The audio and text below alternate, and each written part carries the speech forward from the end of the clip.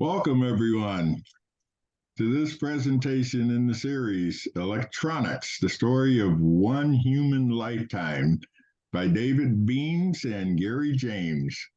I am Gary James. And I am David Beams, and it's good to see you, my friend. Hey, I heard you recently got a vertical antenna put up in your backyard and you put your amateur radio station back on the air. So it's not easy getting an outdoor antenna up when you're in a rented place. So how'd you do it? Well, it was an ordeal. It was about a year-long process with the landlord. At first they wouldn't let me do it because the fire code, they thought it was restricting an egress as an emergency escape from the building. You mean through a window? Yes, through a window, which is okay. how I was going to bring my cables in. Well, after about a year of making my request, they realized that the window I wanted to use was higher off the floor than what the regulation required. There is a second window which could be used as an egress. So the smaller window, I was given the thumbs up, and I was able to go ahead and plant the antenna in the backyard with 32 17-foot long radials as my ground plane. And another interesting thing was driving my 8-foot ground rod at the base of the antenna, which I did all by hand. And it was the old hand and water trick. You stab the ground, you pour a little, retract the rod, pour some water, repeat that process. And I was able to drive an 8-foot ground rod in about 20 minutes. So that was interesting. But you didn't run into any rocks on the way down? No rocks, no anything. Went straight in and Fortunate. smooth as butter.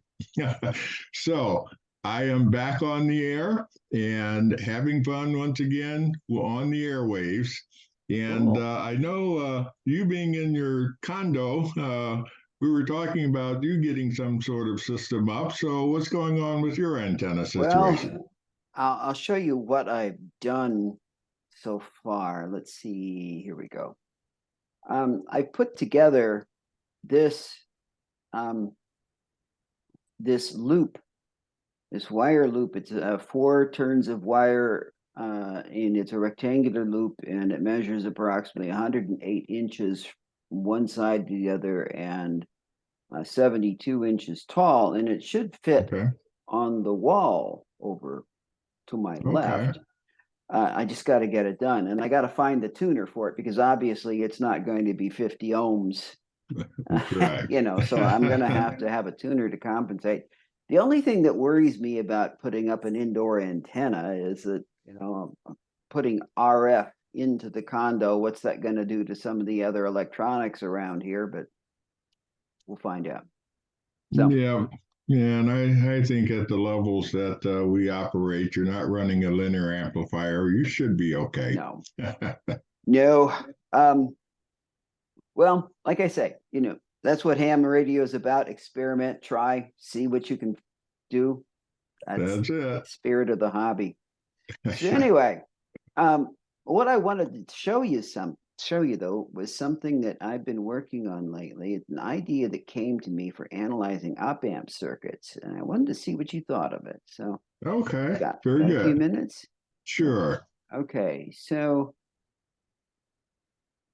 there we go. You see the are you seeing my slide there? Yes, I have your title slide. Okay. And all right. Well, this is what I call, there we go. It's finally responding to my mouse clicks. I call it Bonus Circuits Part 4. Now, what I mean by that is I've been putting together various circuit designs I thought might be interesting or useful and implementing them with LT Spice circuit analysis software, which is freeware that you can download and install and runs under Windows. And I've been putting circuits up that people might find useful, like temperature sensors and active filters and other kind of interesting things. But what I wanted to talk about here was a graphic equalizer circuit, and I wanted to do an analysis of it with this BOAAT. What is this weird acronym? It means Beams Op-Amp Analysis Technique. And this is the fourth video on the subject that I put together. Okay. But it's well, this Beams Op-Amp Analysis Technique, which I've named for myself. Mhm. Egotistical here. It's a simple method for analyzing all sorts of op-amp circuits. And the reason why I've named it for myself is because I've never seen it in a textbook. And let me just explain.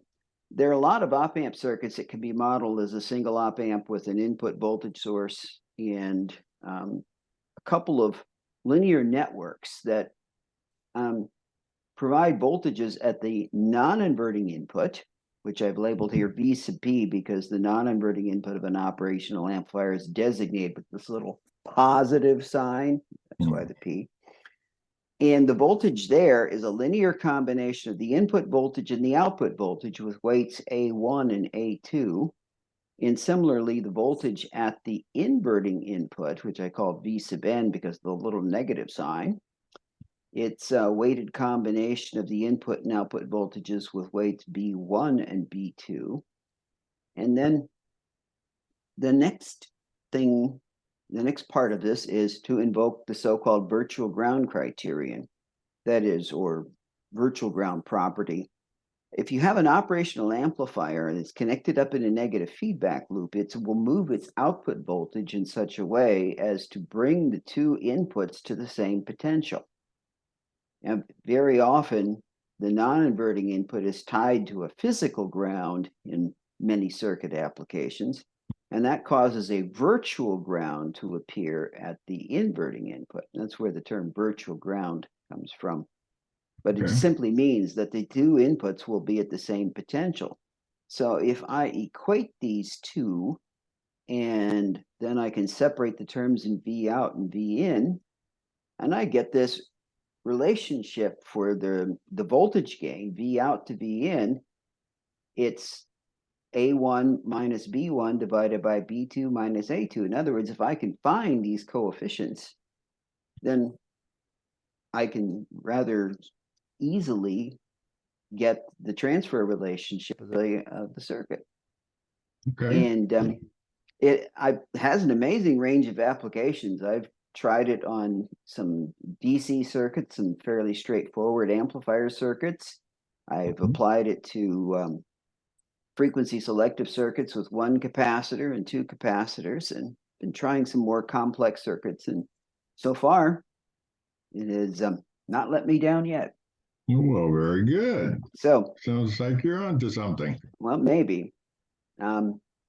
Anyway, about 3 years ago, a former student of mine from my community college days got in touch with me. He had found this Sanyo LA3600 5-band graphic equalizer chip, and he wanted to repurpose it for compensating the frequency response of a crystal microphone for amateur radio purposes.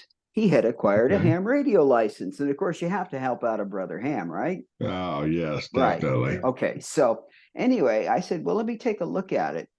And the more I looked at it, the more I thought, how does this thing work? I was looking at their typical application circuit. It was designed for 5 bands, one centered at 108 hertz, one at 343 hertz, the next at 1.08 kilohertz, etc. The center of frequency of each band is greater than the preceding one by a factor of 3.16, which happens to be the square root of 10. Okay. So he wanted to repurpose it for a narrower frequency range, covering the human voice range, typically 300 hertz to 3 kilohertz. And he was wondering how to do that. So anyway, if you look at this, here are the gain boost or cut potentiometers. the adjustments for whether to emphasize or de-emphasize any band of frequencies. And here, this input resistor, the value of this resistor actually was important because it matches a resistor that was integrated inside the chip. Okay. And then here are, well, the frequency selection is accomplished by a series LRC resonant circuit. And here are the capacitors, but as you see, there are no inductors anywhere here. And I thought, how does that, and it took me a while to figure it out, but they have a very clever way using these other capacitors and some circuits inside the chip to synthesize inductance and resistance. In other words, there's no physical inductor, but it behaves as if there is an inductor present. Very interesting. Yeah, it was. Okay. And I made a video. I was so impressed. I made a video about it, about the analysis of this circuit, and put it out for the world to see. And I've gotten several hundred hits. It's been relatively popular. But anyway, let's see. If you take their 5-band graphic and their reference circuit, and if you analyze the synthetic inductance circuits for each of the 5 bands, you get the values that I've shown here. So I've represented the way this graphic equalizer operates with 5 series LRC networks. Okay. Okay. And here are the resonant circuit capacitors, and here's the gain cut and boost potentiometers. Here's the synthetic L and R. And here's the input resistor that was in the reference design. And here is the, there. I guess I didn't have an arrow on it. This is the feedback resistor. Its value has to be the same as this input resistor. This is integrated into the chip. This you have to provide externally. Okay. Okay. So let me take a look at just one section of this. And it's here I've labeled this resistor, both the input resistor and this feedback resistor. For LT spice purposes, I couldn't name them the same, so I couldn't call them R, but the R here represents the value they have. And there are identical values. And I separated the potentiometer into 2 resistors, which I called RP1 and RP2. And the relative values of the 2 depends upon the wiper position, but the sum of the 2 is always equal to the potentiometer resistance, which was 100,000 ohms. And I've represented the series resonant circuit just as one big composite impedance Z. So here's the input resistors, the 2 potentiometers. Apparently, I'm not synchronized with my own slide here. And there we are. Okay, so these are the elements of it. And I thought, all right, let's see if I can apply the BOAAT technique to analyzing this circuit. Before I get into that, though, let me show you, it's the frequency response of that one network.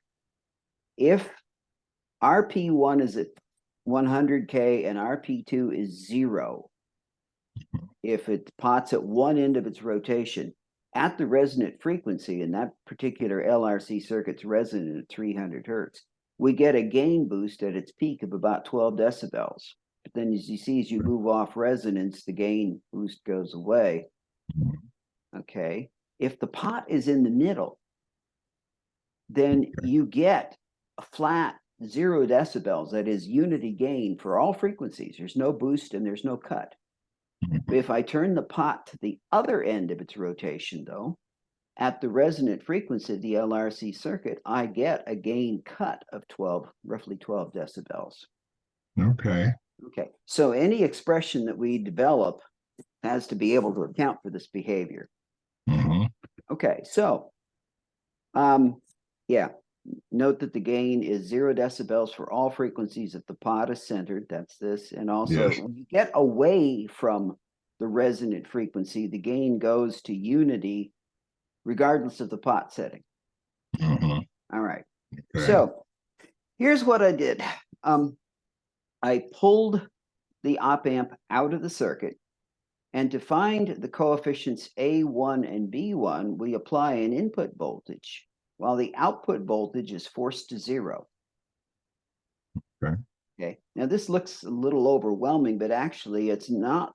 It's a little tedious, but it's actually a straightforward voltage divider problem, which something that they teach in beginning circuits classes, and you've encountered voltage dividers Yes. yourself. Okay. Mm-hmm. So anyway, the coefficient A1 is the voltage that appears at V sub P. The ratio of V sub P to V in was V out set to 0. And the coefficient B1 is the voltage at V sub n divided by V in with V out set to 0. And I left out the algebra. That's kind of just, why would anybody want to watch me do algebra? I don't even want to watch me do algebra. So anyway, here is the coefficient A1, and there's the coefficient B1. Okay. Okay, so now to find A2 and B2, we put a voltage at the output, and we force V in to 0.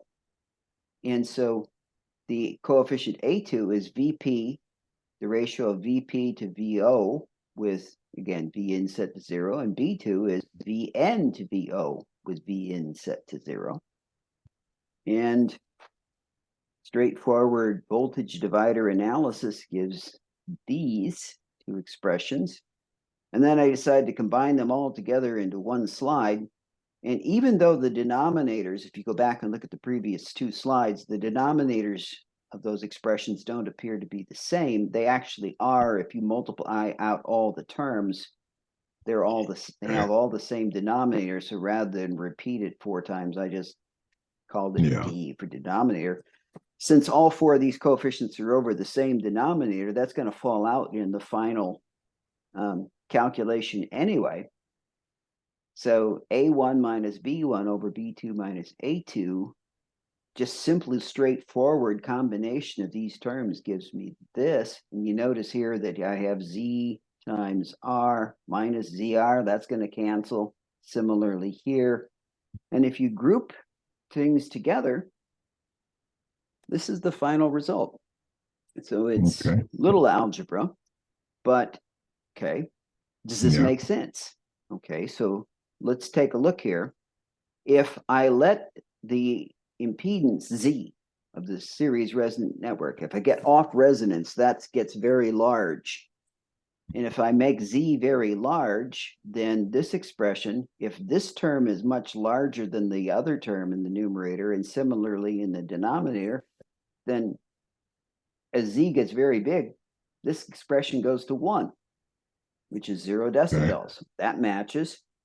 And then if I make the pot in the middle so that RP1 and RP2 are the same, then the numerator and denominator are the same expression and give you the same gain regardless of value of the impedance of the resonant network. So that matches. And then the other thing I did was I put numbers into this expression from the circuit, and I assumed that we were at resonance where the impedance would be its minimum, which would be, for this example, was 1570 ohms. And depending upon the pot setting, the gain was maxed at 12 decibels and minimum at minus 12 decibels. It fits perfectly. And this method, calculating using voltage dividers turned out to be a lot simpler than the calculations I went through when I made the original video about the graphic analyzer or the graphic equalizer. Okay. So anyway, what do you think? I think it's very interesting, and you come up with something that I think has a lot of potential so far as analyzing circuits. And probably not a lot of commercial potential. Neither of us is going to get rich out of this. Yeah, there you go. But for us hams and other audiophiles, I think there would be some interest.